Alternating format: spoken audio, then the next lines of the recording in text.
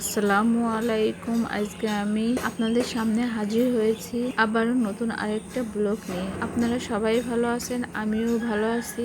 প্রতিদিনের মতো আজকেও আমি সকাল সকালে ঘুম থেকে উঠে পড়েছি। ঘুম থেকে উঠে মোরগের ডাক শুনতে ভালোই লাগে। আজকে আমাদের বাসায় মেহমান আসবে, এই জন্য আমি সকাল সকালে রান্না বান্নার কাজ সারবো। মেহমান আসার আগে রান্না বান্নার কাজ সারলে তাদের সাথে একটু গল্প করা যায়। আজকে আমার রান্না বান্নার মেনু অনেক। আসলে আমি রাতে সবকিছু রেডি করে রেখেছি। প্রথমে আমি রোস্ট করব। রোস্টের মাংস পিস পিস করে কেটে কাঁটা চামচ দিয়ে একটু কাজ করে নিয়েছি। লেবুর রস, লবণ ভালো করে মাখিয়ে 20 মিনিট রেখে দিয়েছি। এদিকে ফ্রিজ থেকে গরুর গোশত নামিয়ে ভিজিয়ে রেখেছি, কারণ গরুর গোশতের বরফ ছাড়তে অনেক সময় লাগে। এদিকে আমি রোস্টের মাংস ঝটপট করে ভাজা শুরু করে দিচ্ছি। আজকে ভাবছি মাংসটা বেশি ভাজবো না।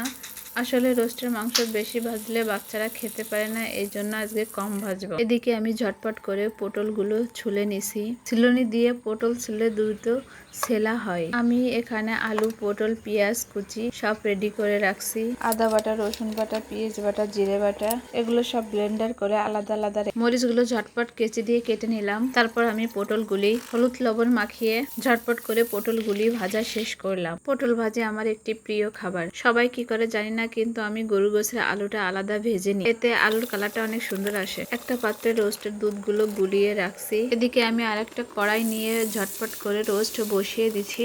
সব ধরনের বাটা মশলা, রোস্টের মশলা, অল্প পানি দিয়ে মশলাটা ভুনে নিচ্ছি। এখন রোস্টটা দিয়ে ভালোভাবে কষিয়ে গোলা দুধ দিয়ে কাঁচামরিচ এবং কিশমিশ ভালোভাবে নেড়ে চেড়ে কিছুক্ষণ পরে উঠিয়ে রাখ। আজকে আমি গরুর গোশতটা হাতে মাখিয়ে রান্না করব। লবণ, হলুদের গুঁড়ি, মরিচের গুঁড়ি, পেঁয়াজ কুচি, রসুন বাটা, আদা বাটা, জিরে বাটা, এলাচ, ফল, দারচিনি, লবঙ্গ, তেজপাতা এগুলো একত্রে করে ভালো করে মাখিয়ে নিব। গোটা রসুন এটা ভালো করে মাখিয়ে প্রেসার কুকারে বসিয়ে দিলে রান্নাটা সেই মজা লাগে। আমি এভাবে আজকে গোশতটা রান্না করব। ঝটপট করে ডিমটা আমি ছুলে রেখেছি। পেঁয়াজ, হলুদের গুঁড়ি, ঝালের গুঁড়ি দিয়ে ডিমটা আমি রান্না করব। এক চুলাতে পোলাও আর এক চুলাতে পায়েস বসিয়েছি। এর ভিতরে শুনি মেহমান চলে আসছে। আসলে নতুন জামাই বলে কথা, কম রান্না করলেও তো চলবে না। আপনারা তো বোঝেন, মেহমান আসলে কম রান্না না, রান্নার কোনো শেষ নাই। রান্না আর রান্না।